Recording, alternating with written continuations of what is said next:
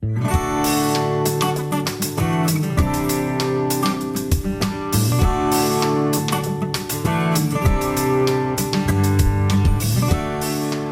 to Focus Today. I'm your host, Perry Atkinson, and what a delight to have with us today Dr.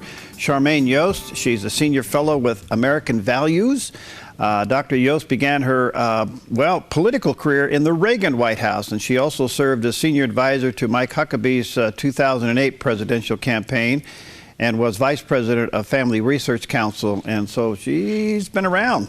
Dr. Yoest, good to see you. Merry Christmas.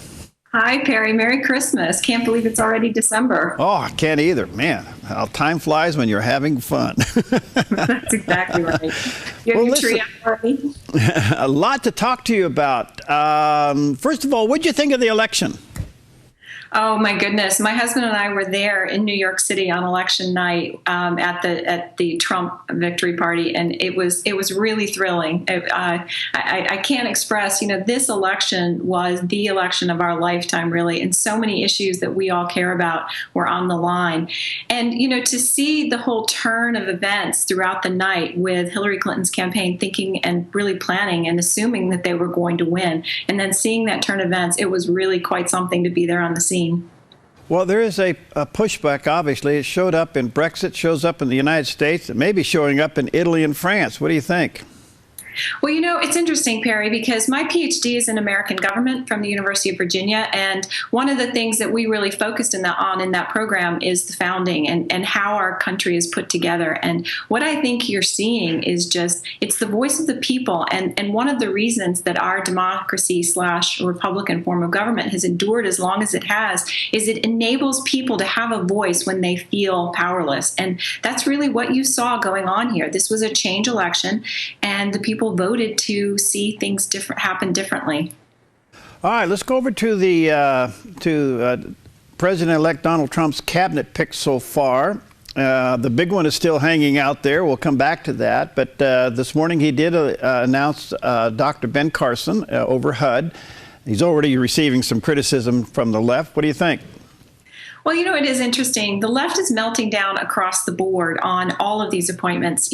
First they were saying that he didn't have a transition team and that they wouldn't be able to put a team together and that no one would want to work for him and that those of us who supported him would never work in this town again.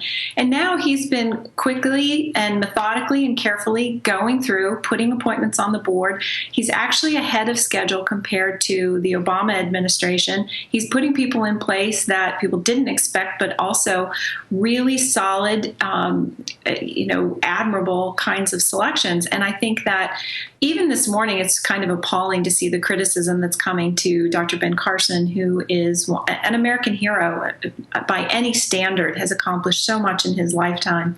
Really a smart, articulate, brave, courageous, committed to our issues. And he grew up in the inner city, has written extensively about those issues. And so I think taking this position at HUD, he had made some comments about not wanting to go into the administration, and that's what people are focusing on in terms of criticizing him. But he has decided to step up and use HUD as a platform to address the problems of the inner city and to really invest and dig in. And I think that's really an exciting prospect for all of us. A couple of other ones. Jeff Sessions is AG. Your thoughts? I know Jeff Sessions, and again, the left coming out, bringing out the long knives, trying to make it out like he's a racist and a white supremacist. In fact, ignoring all the evidence to the contrary. It's really encouraging, actually, to see people pushing back. A very dear friend of mine used to work as his chief of staff and happens to be African American. He's written an op-ed talking about the Jeff Sessions that he knows, the Jeff Sessions who prosecuted a man who was in the KKK. So really and truly, what we're seeing across the board is anybody who is willing to commit to making a difference and joining the administration is subject to character assassination. And so one thing that I would really caution your listeners and viewers is to, when you hear these really broad accusations being thrown at people, to take a minute, wait to see the evidence as it comes out, because a lot of stuff that you're seeing out there just simply isn't true. Well, the big one, the largest part of the administration. Of course, they're all important, but the Secretary of State's position, oops, sorry, my phone went off. The Secretary of State's position, the key and the chief diplomatic position for the United States. Pretty amazing, and the list is growing from what I see, Dr. Yoest. This morning, there was a couple of names added to the list. Of course, we have Romney, Giuliani, Corker, Petraeus, Bolton, and then here comes Tillerson, former Exxon CEO, and Huntsman from ambassador to China. Wow, what's that telling you? And Rohrabacher.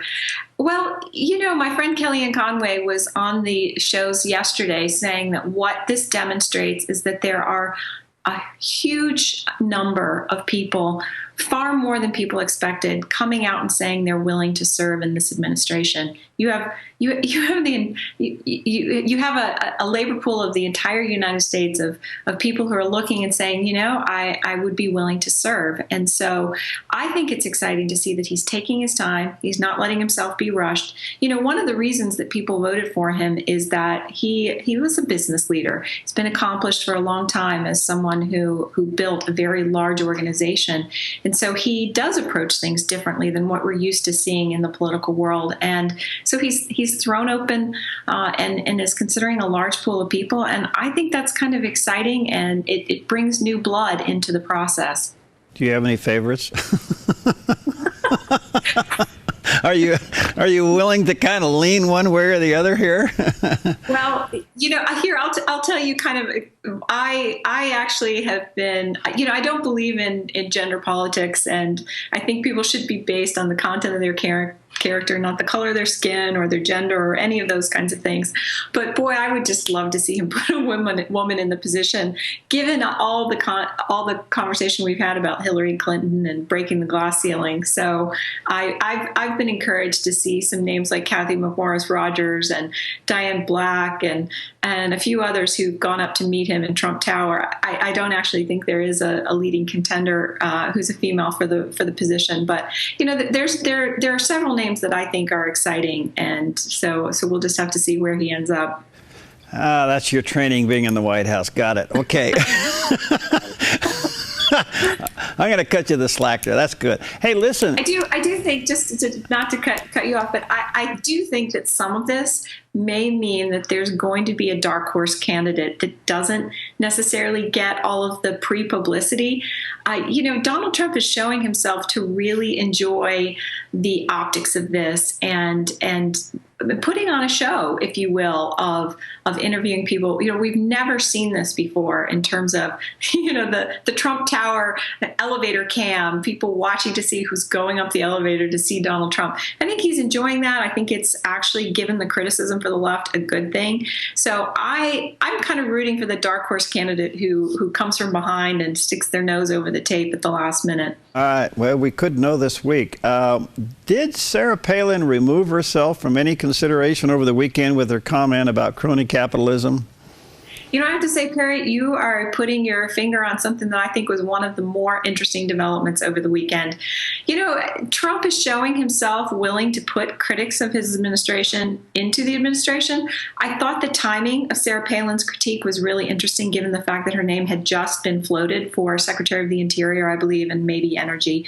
So, but I think she was kind of coming out and making a subliminal statement, really not all that subliminal when you're talking about national television. So I do think that was a signaling that she wasn't going to go into the administration.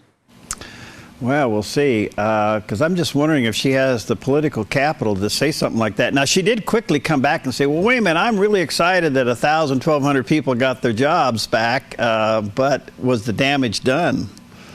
Well, she probably was. She's looking at her own brand, which is she's protecting her image as being a truth teller and kind of an iconoclast and an outside the beltway outsider. So I think there was some of that element going on as well.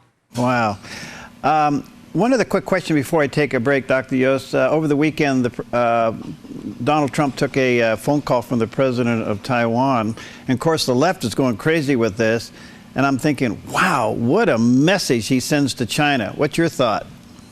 Well, here's a little personal background on me that you would need to know in terms of this question is when I was younger, I lived in Taiwan for 2 years. And so I watched the whole seen play out, where the United States turned its back on Taiwan and normalized relations with China. And that was a very sad moment to me, where we turned towards a dictatorship, communist China with their one-child policy, institutionalizing abortion within the fabric of their culture, and over and against a freely democratic Taiwan. So to me, I welcomed it, just from a personal perspective. But I think also as a matter of policy, I think Donald Trump is putting a marker down and saying he's going to do things differently. And just, over the weekend, really the left melting down over it. And the thing I found the most fascinating is they really want to be patronizing and act as if the incoming administration has no idea what they're doing. And I found that to be the most ludicrous things that I read over the weekend. You can say a lot of things about that phone call, but the idea that somehow it was random, off the cuff, and not well thought out is really beyond the pale and extremely bad political analysis. It was really obvious that it was a deliberate action. You don't have a phone call between two heads of state without there being a significant amount of groundwork laid. If any of your listeners are particularly interested in this, I'd highly recommend an article that came out in the Washington Post over the weekend, where they outline all of the groundwork that was laid for the phone call. It wasn't random. It wasn't off the cuff. It was planned. Wow. On that subject, just quickly, China's been in the crosshairs of Trump from the very beginning. That sends a strong message to China. And then he even backed that up with the potential 35% tax penalty of companies that move out of the country. What's your take? Well, people keep saying that he's a cowboy and that he's going to be too tough. Honestly, we've seen 8 years of this image of our president going around the world bowing to dictators and people who are not on the same ideological commitments as the United States of America. And I think that Donald Trump is very deliberately saying that there's a new sheriff in town and that he is going to approach foreign policy from an America First perspective, that he's looking out for America's interests. And I think that's really refreshing. All right, let me take a quick break here. Dr. Yoest, delighted to have with us today Dr. Charmaine Yoest, Senior Fellow with American Values. And you go to ouramericanvalues.org. That is their website. We'll take a quick break. We'll be right back. I'm Paulina Leiser, producer of Focus Today. Thank you for watching this video, and make sure to check our other videos at theDove.us.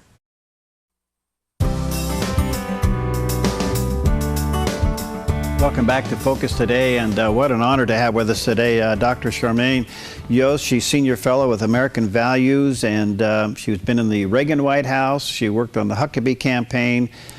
She's a former Vice President of Family Research Council. By the way, the website is ouramericanvalues.org.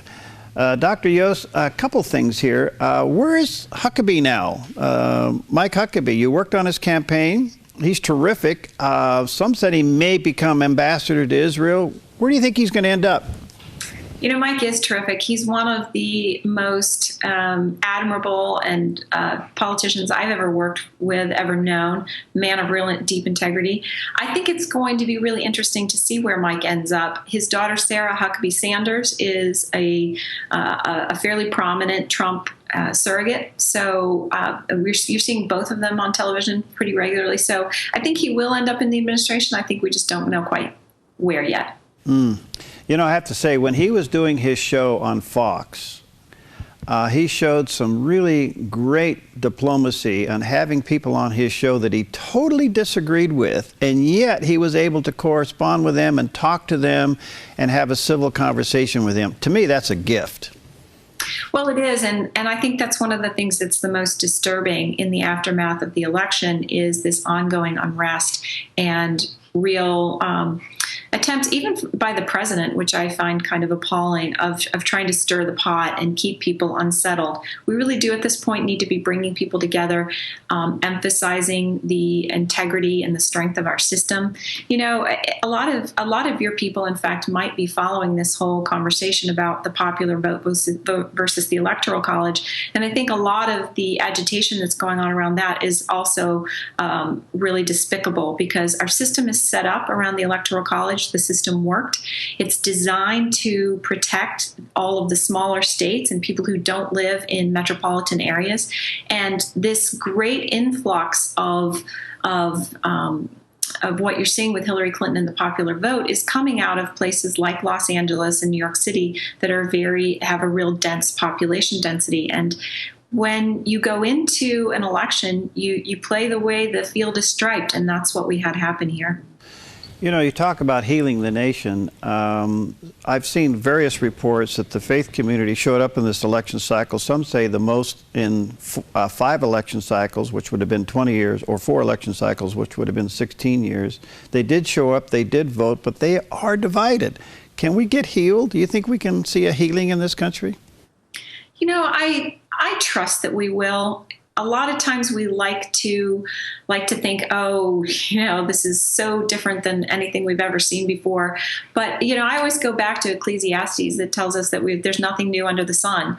And so we've had upheavals in American government before. We do have a really fantastic framework bounded by the Constitution that gives us an opportunity for the minority to have a voice in our politics. So I think we're in for a little bit of a bumpy road over the next 6 months as people adjust to a new normal. But as people settle in and see that Donald Trump is going to be a steady hand in the White House, even though he is going to pursue change, I think we'll settle in. I do expect for the left to fight really, really hard when it comes time to see Supreme Court justices nominated, for example. So I think you know, passions are running high, but I expect us to settle into hopefully coming back to those tried and true American values of respect for each other. A couple of issues, Dr. Yoest, that Donald Trump's pretty passionate about and he's pretty firm on, and that's repealing and replacing Obamacare. And I've seen various packages and the people that he now may have in place to help champion that. Your thoughts, can we actually repeal it and replace it? Are we going to end up with some of it? And when would we see this? Well, you know, bringing up Obamacare gives you a good example of why there has been so much contentiousness after the election, and also goes back to your point of why the faith community mobilized so much.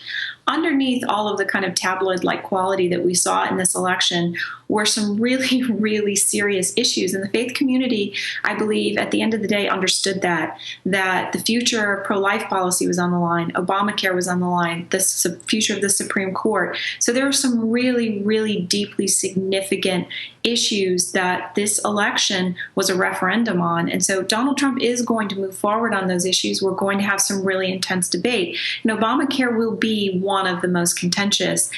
Given the fact that we now have the presidency, the House, and the Senate, that's why people on the left are so upset, is because that does give you the opportunity to actually move policy and to pass bills, sign them into law. So there will be a repeal and a replace that does get passed. Now, the truth is, the way our system works, you can't have massive upheaval all at one time. The American people don't really like that. That's why we tend to see changes in power every 4 to 8 years. Is people like for things to stay fairly steady. So don't expect there to be just this wiping the slate clean.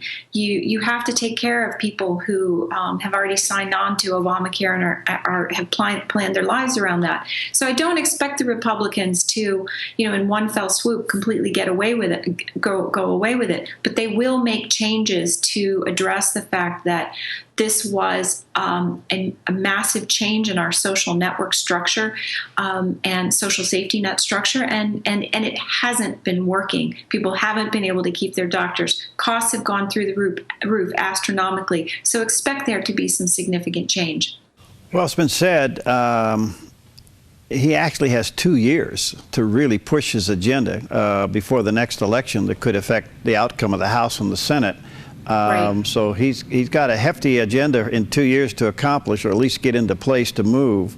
Part of that not only is the health care issue, but is the immigration issue, which is receiving immense critique. I was surprised to see some other pro-Trump people think he's weakening on this, and this could cost him something.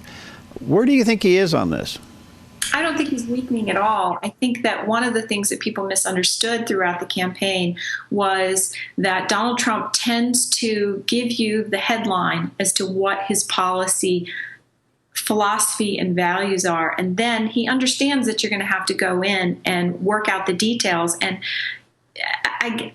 to kind of reiterate this point is that when you have a democratic republic, the way that we have, where people are represented in Washington, D.C., you do have to compromise. You have to debate, and policy comes through this grinder of that. It comes out on the other end after it goes through that process. So I expect him, he told us he's the art of the deal. And so I expect him to be respectful to his opponents while, in other words, making some compromises so that everyone's voice is heard, but while at the same time maintaining his focus on what the overall objective was. So, you hear people say that so-and-so is softening simply because they may make a compromise here or a compromise there. But I think if you're moving the ball in the direction that you said you were going to, then you're doing what is the best of American politics. You're not steamrolling over your opponents. You're taking into account their voice while keeping your eye on the ball. Yeah.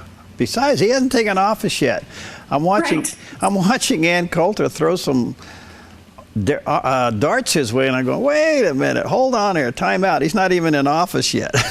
Exactly.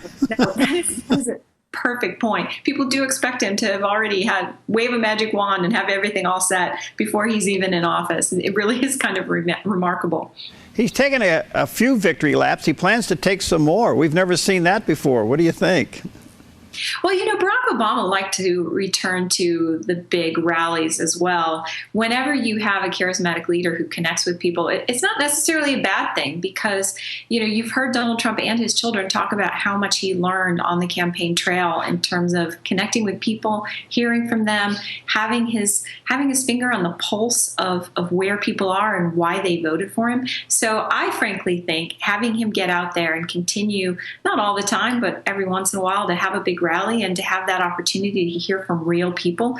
Here in Washington, D.C., inside the Beltway, people, there's the old joke about flyover country where people fly from D.C. to L.A. and everything in between, is just underneath you, about 30,000 feet.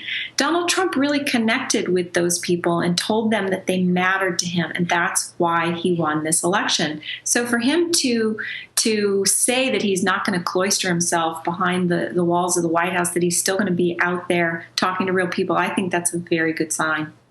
He's already being criticized whether or not he's going to show, I guess, more empowerment for women. I mean, after all, a woman ran his campaign and won.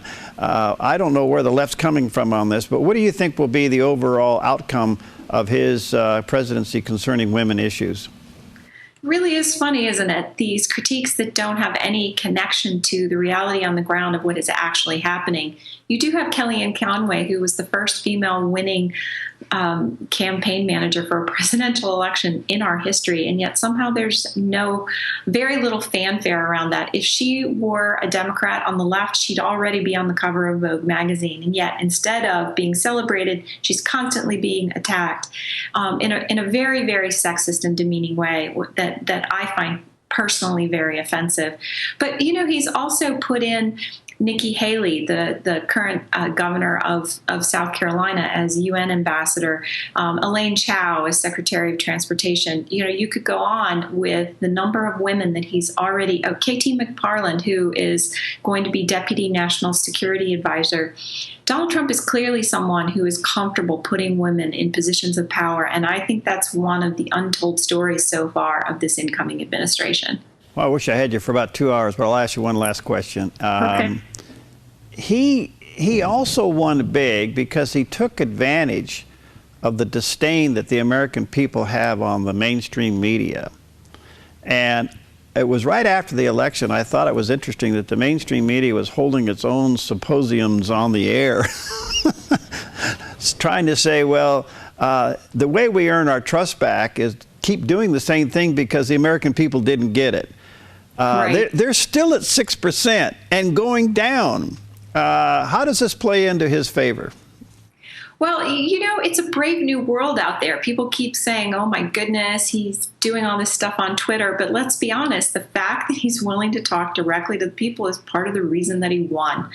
And yes, there's some negatives about Twitter and some of the new social technology that we have, but it's here to stay and people use it. And so as they write the story of this campaign, that's going to be an essential element of it. And I think it's going to remain an essential element of Donald Trump's approach. He has a connection directly to the people, unmediated through the media, and they don't like that. Well, you're a delight. American Values, quickly, give us an update. Well, we've been very invested on our American Values Action side in fighting for family, faith, and freedom throughout this election. So we were very excited to see the outcome. And as we move forward through this transition period, we're working to help the incoming administration with people and processes and policies, and to offer support in whatever way that we can on the issues, including issues related to Israel and religious freedom, the pro-life issue. These are all issues that we have expertise in, and we're working hard behind the scenes to assist as best we can. Thank you so much. And again, to our viewers and listeners, you can go to ouramericanvalues.org. Thank you, Dr. Yoest. Let's connect often, okay? You're a delight. Thank you. Thank you. It's great to have you. All right. God bless you. Have a great day. We'll be right back.